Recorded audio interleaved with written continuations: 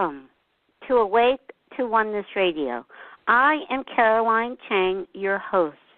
The mission of Awake to Oneness Radio is to inspire the world to awaken to the universal truth of oneness. Science is now teaching us that all life is interconnected, that we are all one. And ancient wisdom and spirituality has been teaching us this for eons. So what you do to another person, you are literally doing to another aspect of yourself. And when mankind awakens to the truth of oneness, there will be peace on earth. Today's show topic is the state of the American workplace with Danna Beal. I actually met Danna through a dear friend of mine. He introduced me. His name is John Smallman. He was a guest on my show actually twice. And he introduced me to Danna's work, and I'd like to welcome Danna to the show.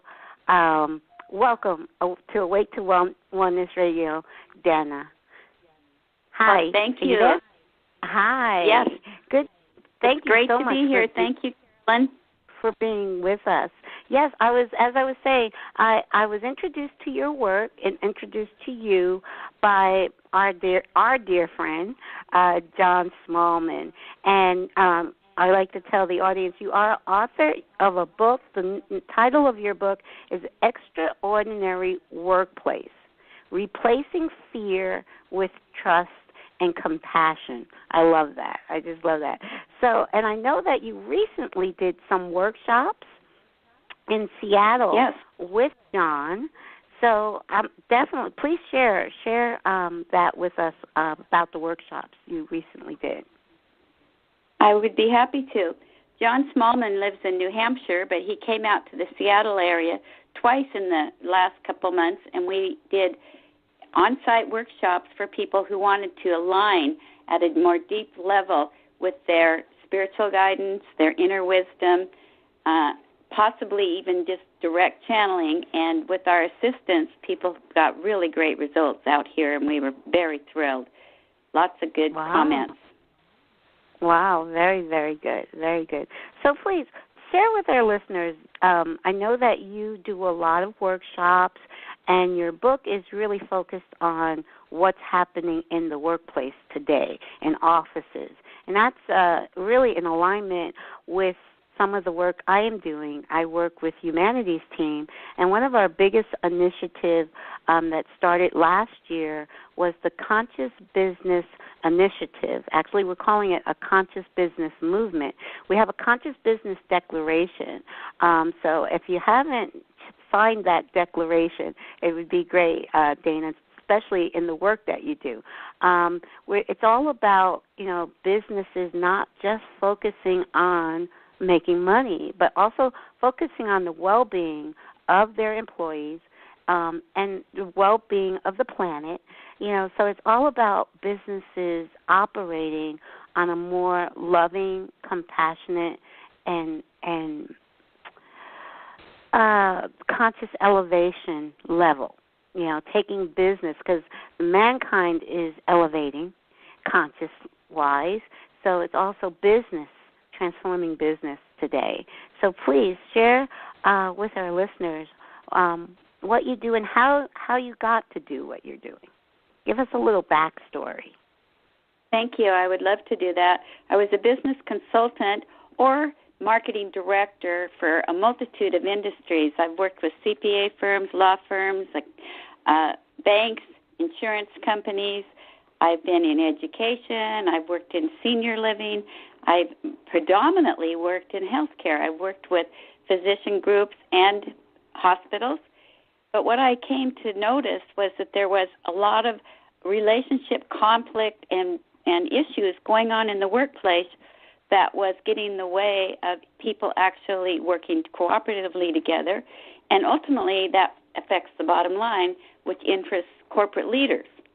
And so I didn't really know what exactly was going on, but in January of 2000, I was awakened in the night and really given an inspirational message that my work was to work in the workplace arena, helping rebuild relationships in the workplace by honoring the spirit in ourselves and others that is residing beneath our self-created identities. So that's really the key. It's the spirit that's residing beneath our self-created identities. It's our self-created identities, or our egos, that are battling and competing for power and validation. And these images that we've made up, they're self-created images, the ego image we have that we hold, and they actually are just a shallow imitation of who we really are. They're roles that we play, and they're artificial roles. So my work is to help people replace fear with trust and compassion. And when we do that, each of us can be restored to who we really are, our true selves, our authentic selves, our spiritual greatness intended by the Creator. So to that end, my work is dedicated, and my book. Very good. So now, you said you were awoken in the middle of the night in January. You know, that made me smile because I actually got the inspiration to do this show in January of not 2000, but it was 2015. It was January 7th at 1:30 a.m. Spirit woke me up and said, just do it. So when you said Spirit woke you up in the middle of the night in January, I was like, and we're in January. January is a good month for Spirit. Yes. You know, January is a very good month for Spirit to wake you up in the middle of the night. So please share. How did the book come about? So you were awoken in the middle of the night in January of 2000. So take us from there. I was given messages every single night that I wrote down. I was often awakened. I would go to sleep and I would wake up and I would hear some messages about what actually was going on in the workplace, all about the ego drama. I'll tell you what the first thing they told me. They said, today's workplace is a web of egos, battling and competing for power. Managers disempowering employees, coworkers hurting and sabotaging one another. The workplace is filled with gossip, it's filled with pain, it's filled with paranoia, it's filled with one-upmanship, covering your back, and most insidiously of all, it's really filled with fear. And so I said, is that an exaggeration?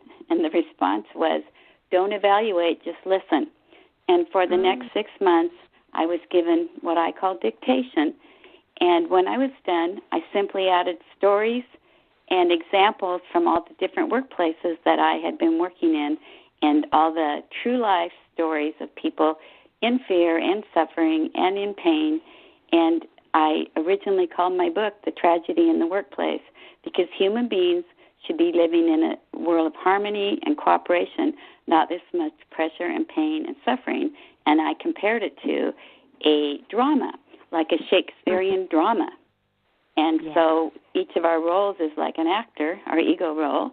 And I share with people a way to unravel the drama that's going on in their own heart and soul so that they can give up projection and blame. And as they do that, they make it safer for the people that they work with. But it's hard to do because in our ego, we all want to be right. And we want to be first and we want to be the best. And it's hard to give up our own sense of importance and actually look within and see what it is that's causing the reaction in ourselves. And when we can do that, that's when we give up that fear and the need to make other people wrong and be in that competitive mode that we see so often in the workplace. I don't know if you've seen this statistic, but the Gallup poll, approximately a year ago, said that 70% of people in today's workplace, in their state of the workplace culture study, 70% are disengaged. So if people are disengaged, 70%, that means only 30% are actually engaged at work. That's a terrible statistic. And I don't think it's getting any better. A new report is coming out, and they said the number one reason was the manager, or what they called the boss from hell. So the boss from hell is oftentimes a bully, a ego-driven leader that does strategies like micromanagement, attacking, criticizing, taking all the credit, not allowing people to work in an environment where they can feel safe and work from their full potential. So those are some of the issues I address in my workshops and in my book, and it helps give people freedom from all that pressure of trying to meet all these demands of so many other people. Wow. When you said taking the credit, that just reminded me of a former job back in, I guess it was the late 90s. Yeah, I actually late 80s. Late 80s, because I actually left corporate world back in the late. I left corporate world back in the late 90s, but in the late 80s, I left the job because my manager was taking all of the credit for my work. I was the assistant, and I was doing all of the work, and she was taking all of the credit. I'm like, okay, I'm out. I'm out of here. So when you say that, I understand exactly what you're saying. And also when you were talking about this having to be right, I call it it's having to be right-itis, having right-itis. It's funny, but I understand exactly what you're saying because I did experience it when I was in corporate America. Like I said, thankfully I left corporate America in the late 90s, but it's definitely, and I'm sure it's gotten worse. See, I haven't even been in corporate America since the late 90s, and I'm sure it has not gotten better since then. Right. But very, very, very good. Go ahead. I'm sorry. I've spoken all over the United States and many places in Canada to leaders in businesses, and I've spoken to probably 400 businesses, maybe more. I sometimes start losing count, but when I ask audiences how many know what I'm talking about when I describe this web of egos and the fear and the pain and the suffering that people are experiencing, even though people are afraid to say it out loud, they actually raise their hand in my audiences. That's part of the problem. They're afraid to talk about it because they're afraid they could lose their job. And even the leaders feel this pressure. So it isn't just the employees, it's all different levels of management, but then it keeps going down and causing pain and suffering. But what people don't realize is the boss from hell or their direct supervisor or the manager above that person, whoever is appears to be the person that's causing so much pain and suffering, that person is actually in fear. And they're just pushing down and projecting onto you their own anxiety. But because of the organizational charts and the hierarchy in the workplace, we give some people more power. It appears that they are stronger and in a higher position, but that is an artificial structure. It's not a true structure. We actually all have authentic power, and we're equal. But we are temporarily... sometimes on an organizational chart it looks like some people are more worthy and more valuable and more important, but it's not true. Very true. And like you say in the title of your book, turning fear to trust and compassion, because it all starts with fear. Like you say, even the upper management, it's upper management, middle management, and then the workers, it's just fear driven. Right. Their actions and their lack of communication, it's all from a place of fear, and not, dropping the fear and actually starting to communicate, and listening, because that's a big part of communicating. Is you can't really communicate if you're not really listening to the other person.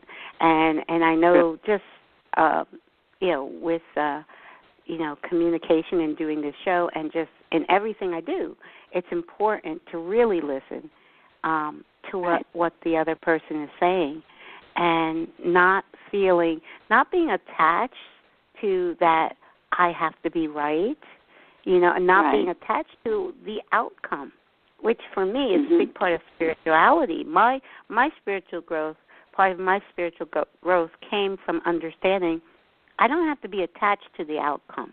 I can have an intention, I can have a hope, I can, have dreams, but I don't have to be attached to what happens, because what happens always happens in perfect divine timing, and knowing that it's perfectly, whatever happens when it happens is perfect, and knowing that from a core of my being and not being attached to what I wanted to happen or what I hope to happen, and that I think is a big issue with a lot of people in general, that they get so attached to outcomes, thinking it has to happen agree. This way. One of the main strategies of the ego is to control.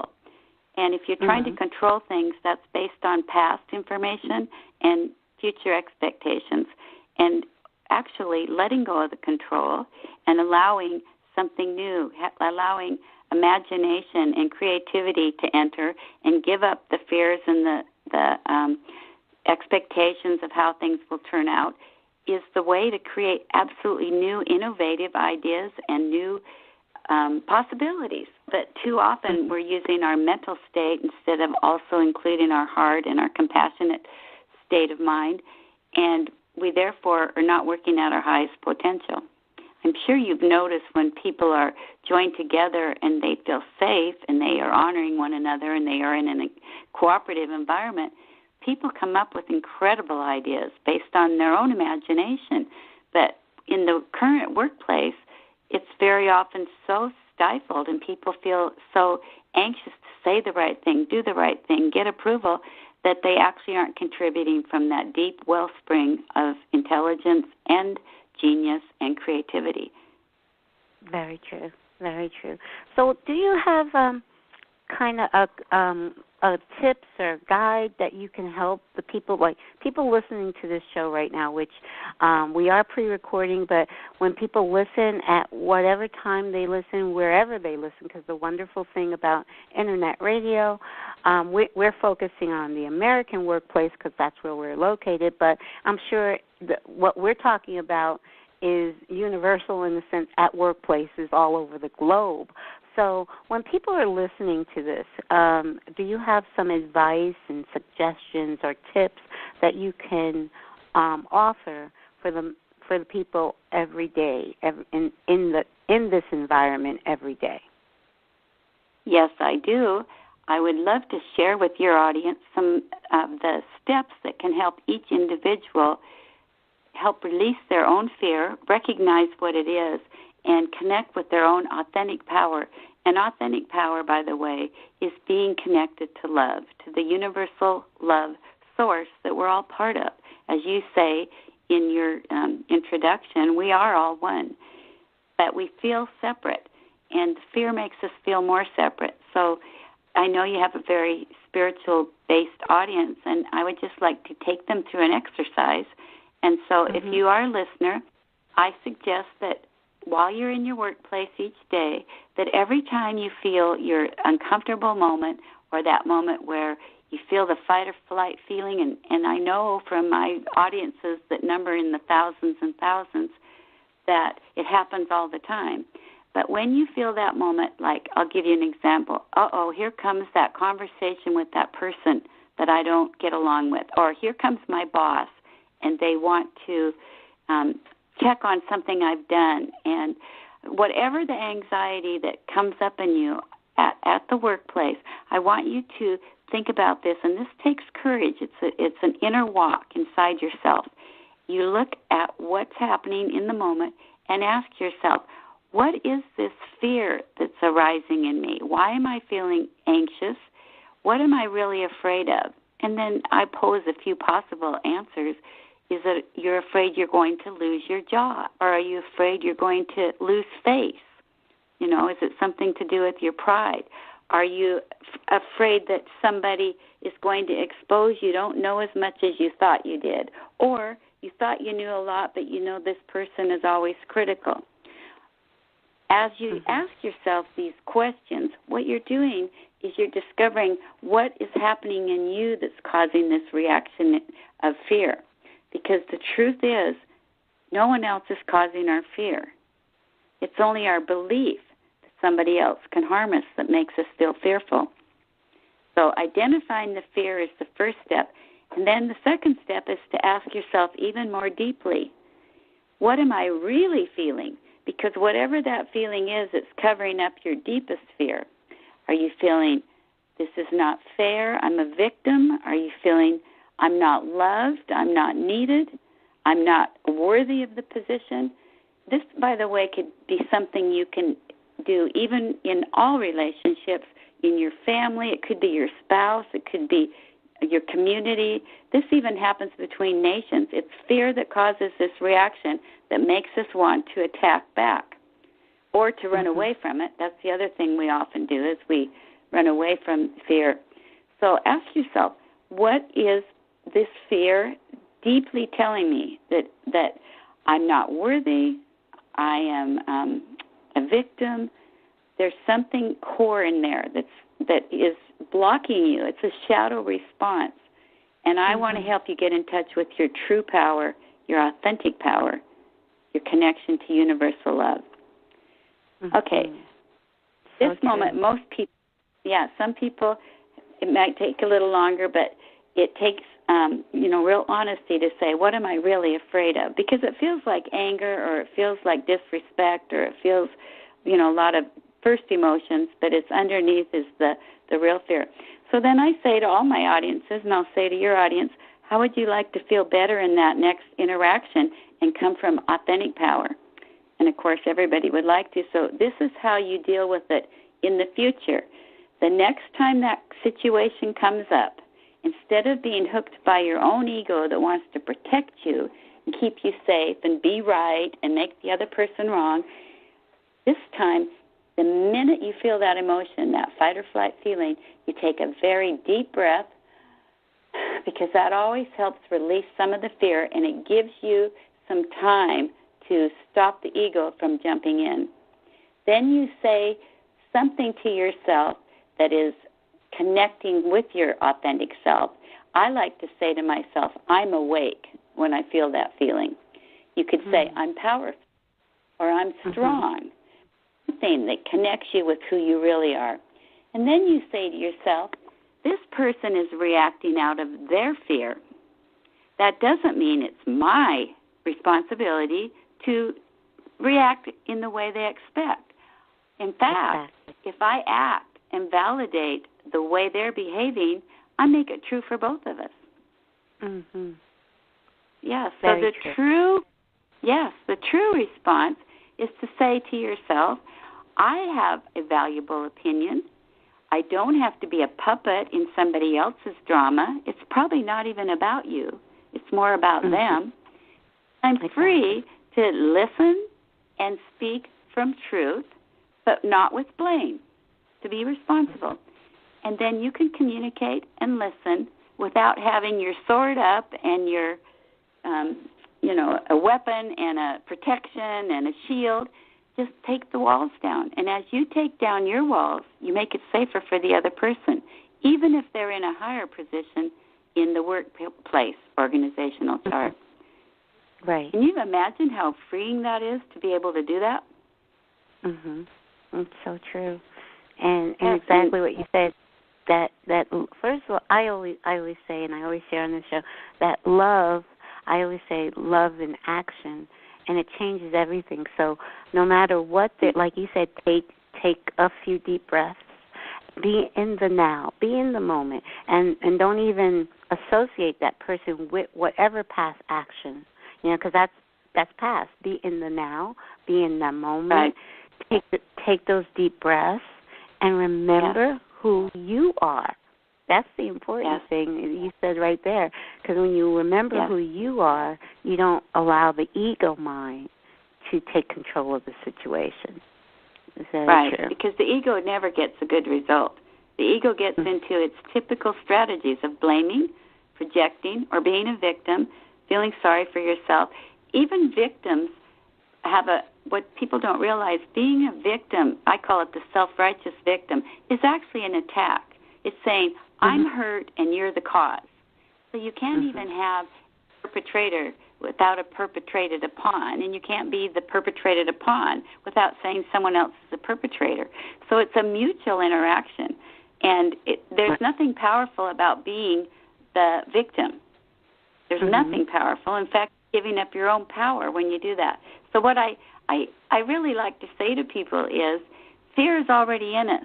Somebody else, no matter who it is, if they're in your family, if they're across the globe, if they're in a political position, or if they are a coworker or a boss, they really don't have any power over you. They are just hooking a fear in you that's already there.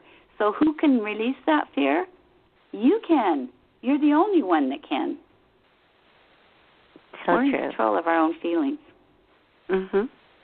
Very true. And when we know who we are, we know that we are all powerful. We are divine light beings, inseparable from God, inseparable from Source, inseparable from the universe. When we know that, and I say not believe it, but know it.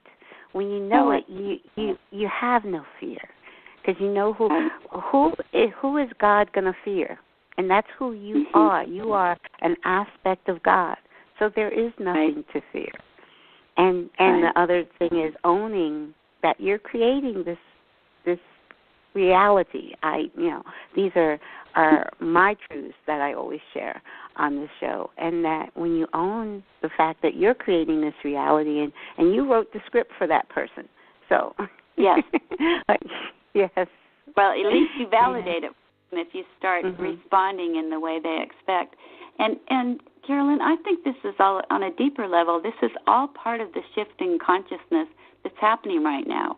We can't always affect a change with somebody across the world. In fact, how can we even have compassion for someone across the globe if we can't even have compassion with people in our own family and the people we work with? So my other tip to go along with this is to look through the eyes of love and know that no matter how things appear, it's not really the truth.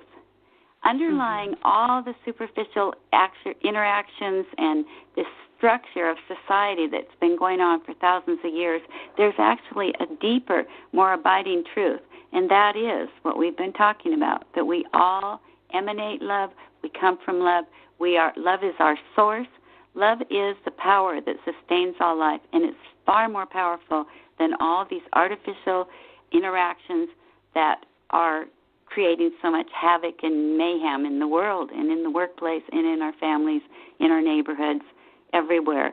It's all the same exact thing going on. So as we heal it where we are, we're impacting and affecting people worldwide. Yes, it's a ripple effect. So very true. So when we heal our homes, what's going on in our homes, when we heal what's going on in our workplace, in our office, it ripples throughout the universe, truly, because we're all connected, we're all one. So each time it's healed, it's healing. We are that powerful, and we just don't know that. I was sharing with a friend the other day, each time you laugh, each time you're joyous, the whole world, the whole universe is that much more joyous. You're that powerful. The world truly laughs with you and cries with you. You're that powerful. So I was just reminding her of how powerful our emotions are. We truly have that kind of rippling effect. I love Rumi's quote, you are not a drop in the ocean. You are the ocean in a drop. I love that quote, because that's we beautiful. are all of it. Yes, it's holographic. We are all of God, and God is all of us. And that sounds like, and I say it, when I say it, I'm not just saying I'm just, it's not just me. We all are. Right. We all are equally, like you said, in businesses and in offices, you have that hierarchy, but in truth, we're all equal. And we're all that divine spark of God. Absolutely. And during this shift in consciousness, each one of us is awakening. And as we awaken, here's the exciting news. My guidance, and I would agree with you completely that when we laugh, everyone laughs with us, and I would say even beyond the world, in all dimensions. Yes. The guidance has been, my joy is their joy. I call my guidance the 12 Wise Ones. I actually have a blog that I post my spiritual messages that I received, pages and pages and pages. And it's just the 12wiseones.com. And what I'm being told is right now we don't have to wake up. We are, the minute we wake up, we don't have to wait for joy. Joy is here right now. And when we know that, when we know that, that's when the miracles happen. And this January is a very powerful month. There's so much energy being infused on our planet to all of us to help us. And miracles are happening behind the scenes. People are making great discoveries. They're having these so-called accidents and synchronistic events happening. And everything is accelerated right now. And some of it may even feel a little more difficult, but it's all in service to the shift going on the planet to bring about a better world. And even the things that look the darkest to us, where we see egos in positions that seem atrocious to us, it's still part of the plan, the unfolding to help us shift into a new world of compassion and love.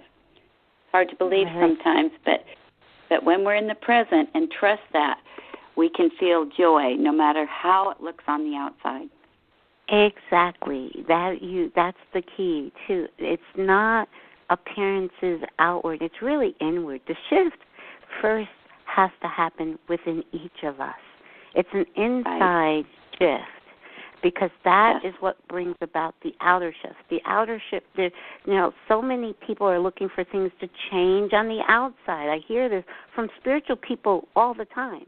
They're looking for the change on the outside without first having that change inside where you know that this now moment, there's nothing to wait for. It's already happened.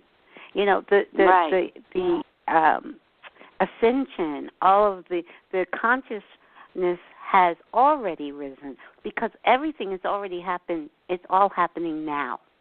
So it's nothing to wait for. When you wake, like you said, when you wake up and you know it and you have that peace and you have that joy in this now moment, that is that's when you experience it, and that's when the rest of the ripple effect for the rest of the world and the rest of the universe, and it's all connected, it's all one.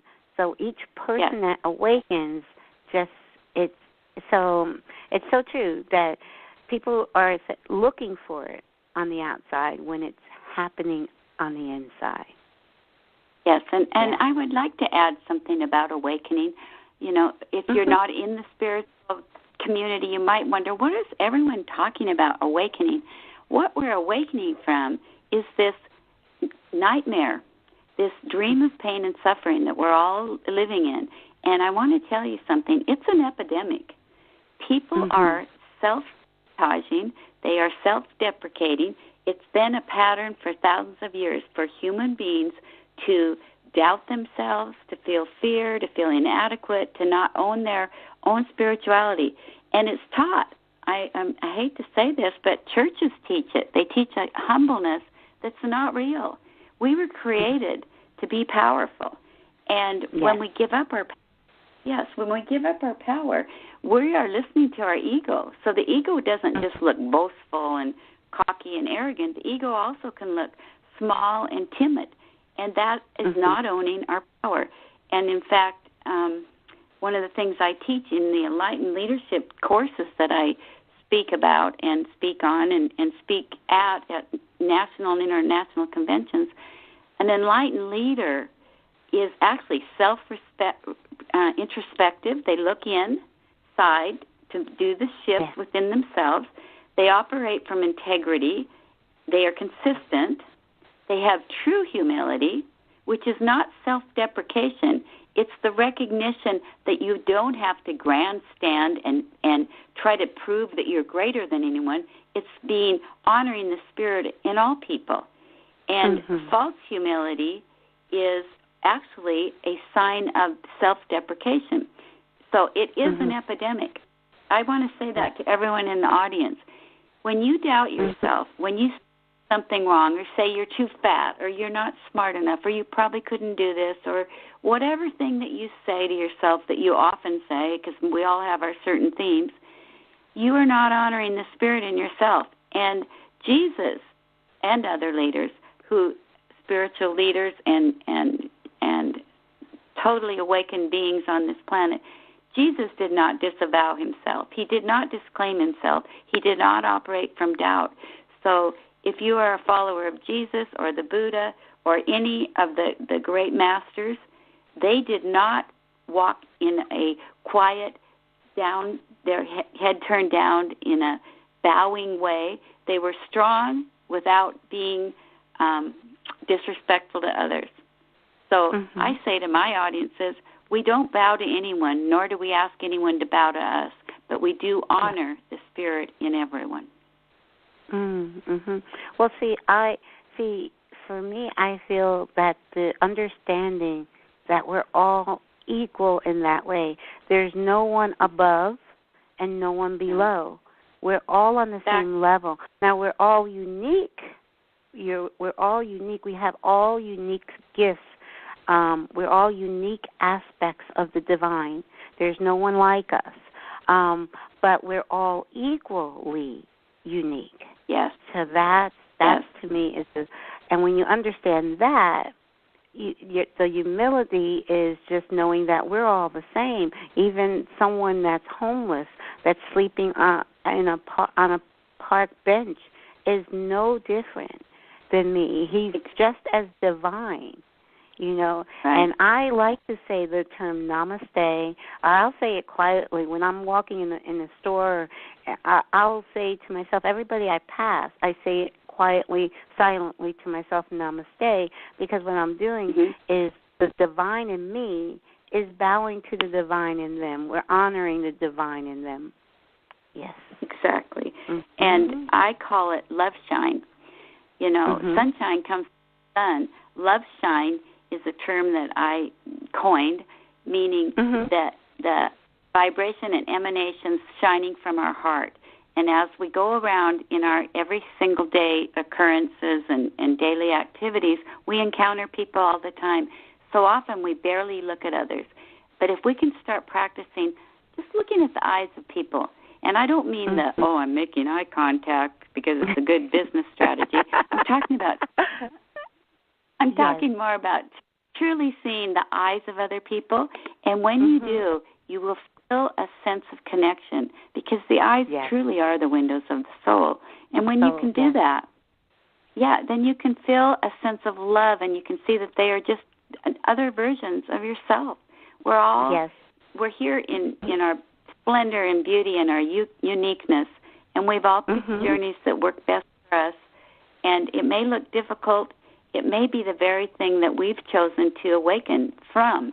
And so we can't for even what anyone else is going through, because it is perfect for them, and it is their plan of awakening to be in that version of themselves.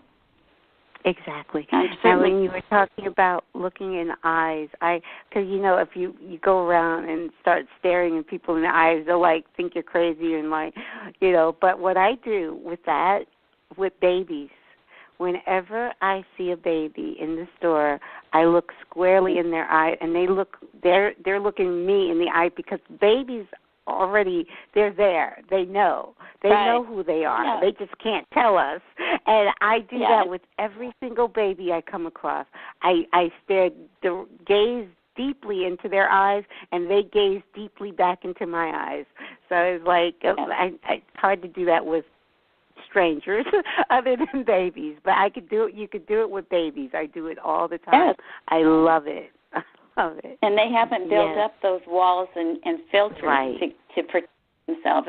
And really, our ego strategies, just to be clear, they're not something bad about us, but they do limit us. They're a type of wall to keep us safe. Our ego wants to keep us safe. The ego is always making strategies, but our ego is like a little child, and we just need to love our ego and say, oh, I appreciate how you're helping me. And our ego has developed a lot of talents that we can use. It's part of our personality. Just like our body, we need our body right now. But the more we can accept and love ourselves just the way we are, and know that we're beautiful just the way we are, then that's what we will give out to other people as well. And on a bigger scale, when we are oppressing other people or hurting other people around the world or in the workplace, none of us are free, because like you said, with oneness, understanding the oneness, when anyone's oppressed, we all are oppressed. Yes, this is true, yes. And when we're all free, and elevated and awake, we're all awake. That is the wonderful thing about it, is that we're so powerful, and we're not taught in society, in traditional religion, like you said, you mentioned church. We're not really taught how powerful we are. We're taught that we're separate. And, we're separate from each other, and we're separate from God. And that was the biggest thing. Like, for me, understanding the truth of oneness woke me up and made everything clear to me. Once I understood that, everything made sense. I'm like, I get it now. I really get it. And then when you do awaken, the first thing you want to do is share it with others. You do. You want to share it. And then you, like you said, so you have to understand that everybody is on their unique, they're all divine, and they're unique, and they're on their own path of awakening, because we're all going to awaken in a now moment, because all there is the now, and in some point we're all awake, So what you have to understand, even if a person is following a path that you personally wouldn't follow, you can't judge it. You mentioned that. There's no judgment on, you look at a person, I don't feel sorry for a person that's homeless, and that doesn't mean I don't have compassion. To me, this is my meaning of compassion. Compassion is knowing that person is divine, and I look upon that person with love. I don't look upon them with pity. I look upon them with love, knowing that this is their they are a divine spark of God, and this is what they're going through. Their higher self chose for this soul to go through this journey for a reason, and we can't judge anybody's path. We can't judge anybody's reason, and we know that when you're awake, you know that they're equal to you. There's no, there's no thinking, oh, they're lower than me, or any of that. All of that goes away. It doesn't matter how much money a person has or the lack thereof. You know that they're equal to you. So, and very, very. Go ahead. And that we're all connected by love, by the universal power of love. We really understood how powerful love is. We would trust in that and not in our ego. The very that we're trying to do so much. I just love the freedom to talk about this with you, Carolyn, because it is a spiritual community. I have to be a little more careful in the workplace because I don't want to threaten people's thought systems or belief systems. So I share principles about universal love, but I'm not quite as open about, the 12 wise ones and the guidance, just because, I have to sort of consider who my audience is. But I'm enjoying being able to talk freely to the spiritual audience and to really remind everyone, no matter how spiritual you are and no matter how much you're on the path, the moment to awaken is right now. And so if you're feeling fear, even though you've been working on this path for years and years and years, to know that is your opportunity to look within and ask your own inner guidance. What is this fear showing up and teaching me? And my own experience has been that every time I stop and look within, I get beautiful answers, and I realize that all my self-criticism, really, Carolyn, one of my criticisms was, why didn't I wake up faster? Why didn't I understand this? Well, I have had my moments of awakening. I've had my moments of going back to sleep. I've had my times of struggle. I've had my times of utter joy and peace. That's all part of the journey. But I want to say to everyone in the audience, you're right on time. Wherever you are right now, exactly perfect. You're perfect. You're not behind. Yes. You're not behind Right. schedule. That feeling that I don't have enough time, or I don't have enough money, or I didn't do it right, or I'll never get it right. All of those are just more ego thoughts that we have been conditioned to believe and say to ourselves again and again and again. So I just shared this in the workshop that John Smallman and I did, because we really emphasize connecting with love. But first we have to be open. So I made a little acronym to help us throughout the day to remember to be open, because if we've got our head down and we're in a state of worry, we're not being open to the higher power of universal love. So here's the acronym I want to share with everybody. It's the word open. And throughout the day, we all go in and out of doors. And I want those doors, whenever possible, to remind us that as we open the doors inside, we can open the doors to the outside. It's not the other way around. And so the O stands for open, being open on the inside, everything that's available for us through the spiritual realm, through our connection to the divine. And so the O stands for open. To presence, the P stands for presence, the presence of God, the present moment. And the E stands for enter. When you are open to the presence or the present, you then open the door within now. Tonight, not yesterday, not in a week from now, now. And if we do that throughout the day, open, just say to ourselves, open to the present, enter now. And let doors, real physical doors, remind you of that. I have two French doors I'm looking at right now that remind me frequently to open. Then we can practice being awake now and staying awake now. Yes, that's so key. One of my favorite books of all times is The Power of Now by Eckhart Tolle. I read it.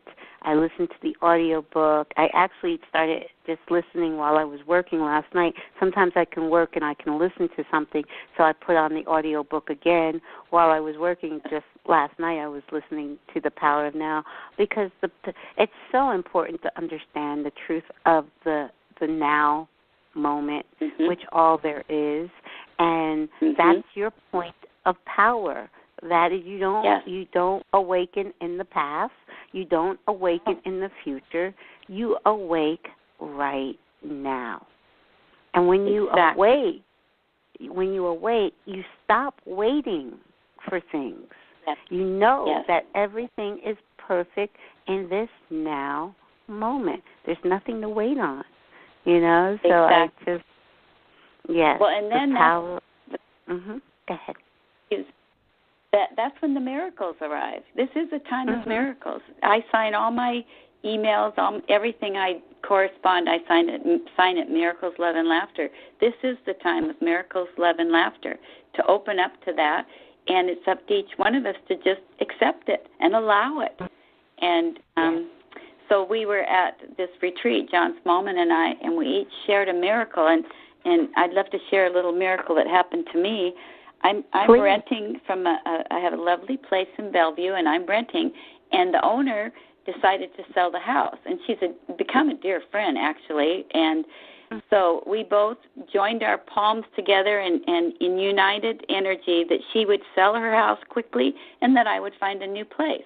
Well, I live in the Bellevue, Seattle area where things are going so fast. It's like, click, click, click, and it's difficult to find anything, and it's also going up constantly. It's one of the highest economic areas where people are just getting, exorbitant in their costs of houses and rentals, etc.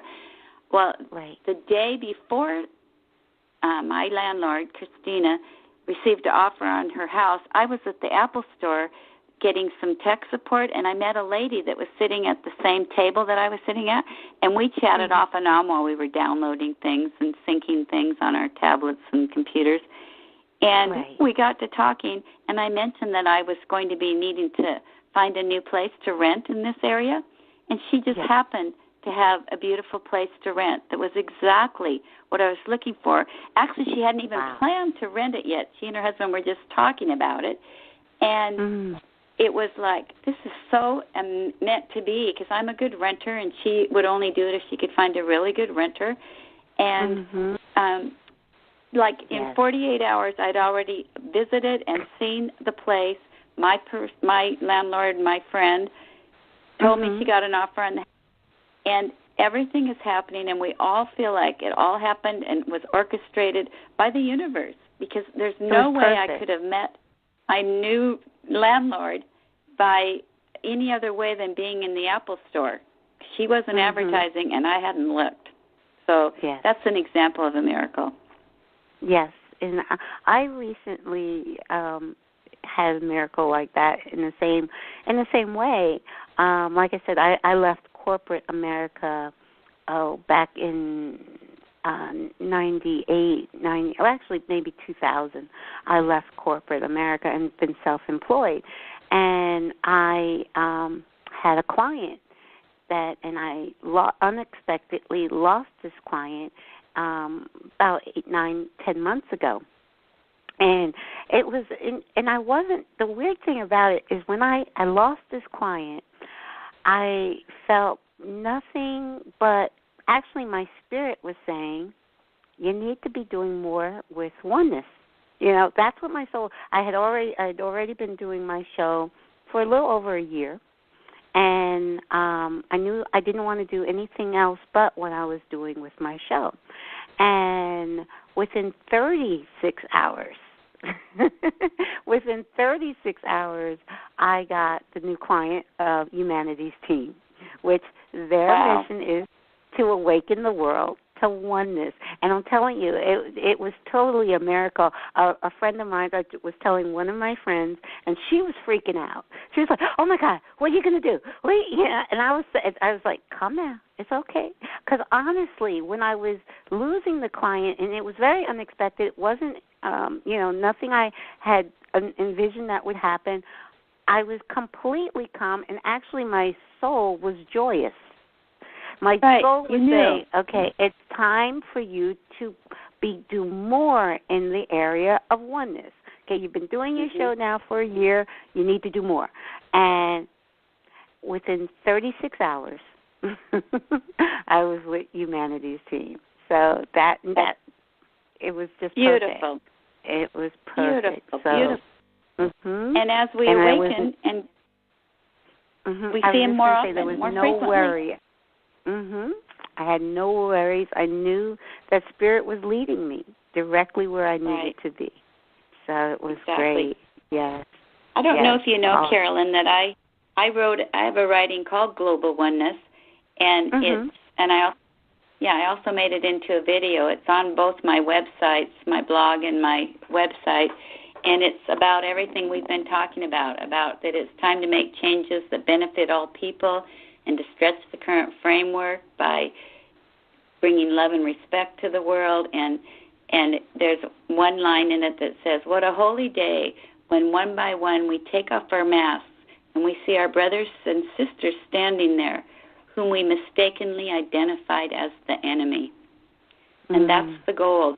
We are going to reach a place where we see we are one family of one God, of one source. We are spiritual brothers and sisters throughout the entire planet. And that is what you and I are awakening and standing up for, as well as thousands and thousands of other people that are also awakening and really being God in action. It's not just sitting around meditating. It's actually being out there. The wise ones, I call them, the 12 wise ones, said they can write the music, but can't play the piano. So we need to be out there playing the piano and bringing in and ushering in this new world. And we do it each time we not only awaken within our own soul, but we share that with our friends by being an example, by being loving, by practicing all the time to be awake and present and giving up our judgment. All the things you and I have been talking about today is how we help awaken the world. Very true. And like I said before, once you awaken, the first thing you want to do is share it with others because you want to inspire. I always say I'm not a teacher. I'm not a guru. All I can do is inspire another person to go within and tap into that truth that lies within each of us. and live Right. your truth. Live your authentic life. Follow your passion. If you want to paint, paint. You want to play music, play music. Whatever your passion is, follow that, right. because that's where your spirit is guiding you, and that will. A lot of people don't follow their passion because they think it won't support them, but that's right. totally wrong. That's what society is teaching you, which is not true. When you follow your passion, you are completely supported. You have nothing to worry about. So follow your passion, follow your dream, and that's how you share your gifts and help inspire others to awaken by following your passion and following your dream. So, yeah, right. Awesome, so amazing. So can you share with our listeners your website and where they can find yes. you and what might be yes. coming up, if you have any more workshops coming up? Well, I'm planning to do some webinars. I don't have a public workshop coming up. I have some within companies. I go in and do workshops, but I will. People can find out about my messages and read the wise ones, and hear about as upcoming things come about. I also do executive coaching, which is really intuitive coaching and life coaching. I do it within companies, but I also do it for individuals who just want to be more in alignment with their own inner guidance and really hear their own messages. So my two websites are, my more professional one is www.Danna Beal, and that's DANNABEAL.com. B with like boy, not deal, but deal. And my blog, spiritual blog that used to be more secret, and I've now come out of the closet and I'm sharing it much more openly, is the www.the12wiseones.com, and it's spelled out 12, not number 12. Not number 12. Okay, very good. Yes. And that's what I think the audience would like, because it's so very, very connected to spirit and divine messages that help us go through these times that on the outside appearance look difficult, but are actually bringing in and are in service to a new world. Yes.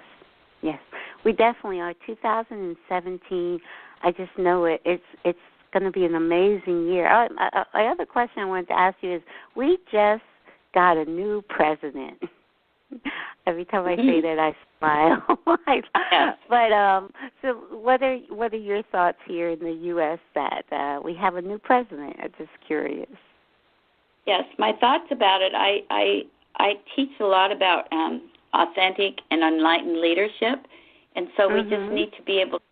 Are we seeing enlightened leadership? Are we seeing a self-introspective person who operates from humility, who is looking out for the best interests of all people, or do we see something different? I'm not here to tell anybody what they should see, but I am going to say this much, that what's going on right now, our human society and structure is actually the support to the former style of attack and overcome and eliminate the enemy and meet fire with fire and all of that is actually it's actually diminishing.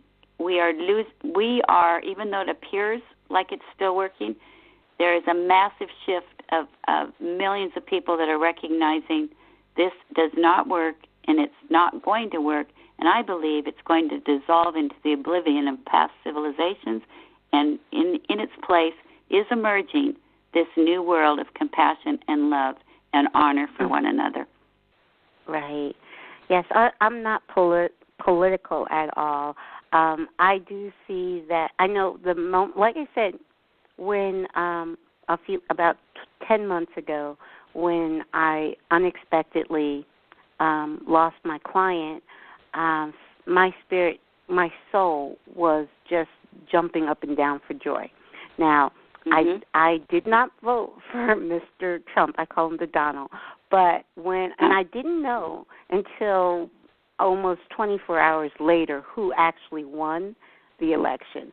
I don't watch news, and I don't have commercial television in my house, and I didn't seek to find out who won. So when I did find out who won, again, my soul was overjoyed. Now, I did not vote for them. As a matter of fact, I voted for Bernie. Bernie earned my vote. I wrote him in, Bernie. But but my soul, because I know that my spirit, my higher self, it has a much larger view of what's going on than I do. Yep. So I trust in my higher self. So my higher self and my soul was very happy for some reason. So I just like, okay. And I feel like it was also a vote for change. There was, people wanted some kind of a change. So I don't want people to think I'm not political at all. First of all, I'm not political because I know it doesn't matter who's in the White House. I create my own reality. I create my experience. Nobody else. Not Barack Obama, not Donald Trump. Doesn't matter who's living in that White House. It does not affect me. It doesn't affect my life because I create my own reality. So that's why I know who I am. I know the powerful divine light being I am. And when you know that, you don't get so upset about who's in the White House. So I just go ahead. I just am being told to trust that it's all part of the plan, and this is a rapidly unfolding plan of awakening. And so we can't judge people. Even though, on a human level we may feel a lot of emotions, that's part of the journey of being on the planet. Is, we have our ups and downs, our gladness, our sadness, our disappointments. At a deeper level, it's all into a new world. Right. And going back to what we were talking about, we know that everything happens in perfect divine timing. So whatever happens is in perfect divine timing. So like you said, it is all a part of a bigger plan, and it's all perfect. So when you know that, when you trust, and also the Donald is a part of the oneness. He's not excluded from oneness. He's just a reflection of us.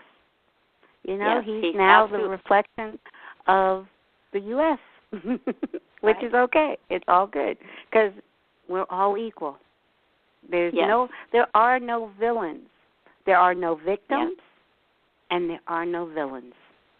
No. So if we truly believe in oneness, if we truly are living oneness, we can't say he's a villain. We can't villainize anybody.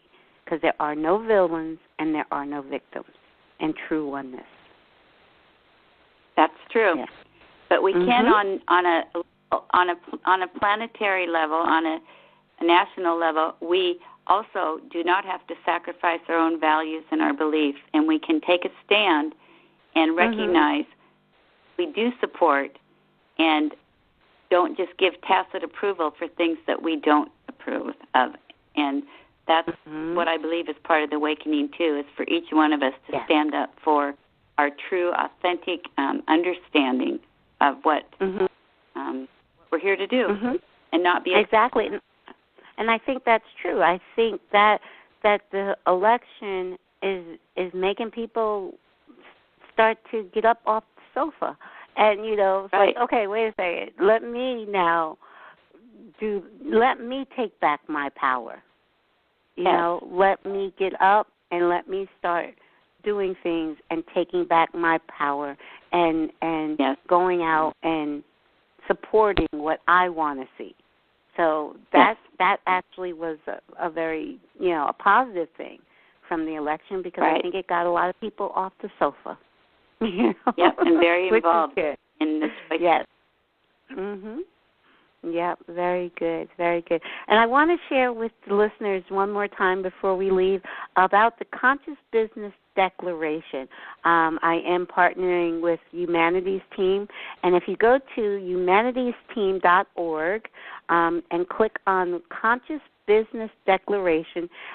You can sign it, and there's so many businesses and business leaders that have come together and put together this Conscious Business Declaration, where we're working on a conscious business movement where business is now going to be focused more on the elevation of humanity as a whole. So thank you so much. This has been amazing.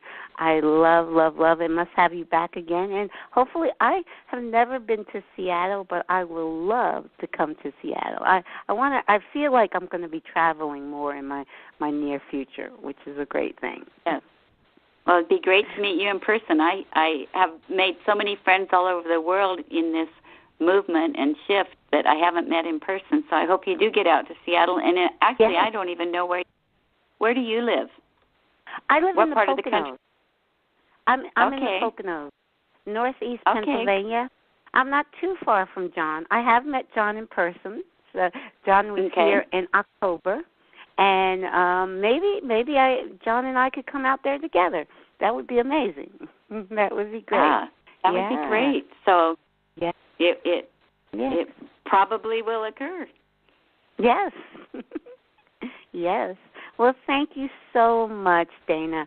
I am so happy that you took the time to come and share with our listeners. And hopefully, I'm hoping that people that are in the workplace now that are feeling that pressure and feeling, that they don't have their power at work. Sometimes we feel like, okay, I can't wait to get home to get my power back. But you can walk in your power in every now moment, knowing that you are who you are. And don't let that just stay at home. You can take that with you to work. And you'll be surprised, when you actually start living your truth in every now moment. Be very surprised at what happens. Yes. A welcome surprise. Yes. Well, thank you so much. You have a great evening, and we're going to keep in touch, okay? All right. Okay. Thank you so much. Thank you so much for having me. Oh, I loved having you. Have a great night and a great weekend. Okay. Bye-bye. Thank you. Bye.